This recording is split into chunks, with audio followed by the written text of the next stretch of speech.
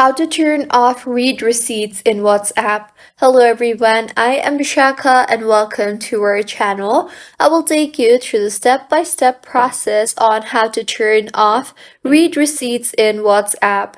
Now, let's get right into the tutorial. If you want to read a WhatsApp message but don't want to feel pressured to reply immediately, WhatsApp makes it easy to turn off the read receipts on WhatsApp so you can read messages without the sender knowing.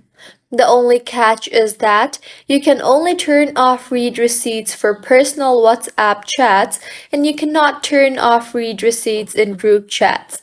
So now go ahead and open the WhatsApp application on your device and further tap on the settings option on the bottom right of your screen. You will be led to the settings page of WhatsApp. Here go ahead and tap on the privacy tab. In the interface that you will be led to, scroll down and you will see the option for read receipts. Go ahead and toggle off the button for read receipts and now you will no longer be able to see read receipts from other people. Just a reminder that read receipts are always on for group chats, so this is how you can turn off read receipts in WhatsApp.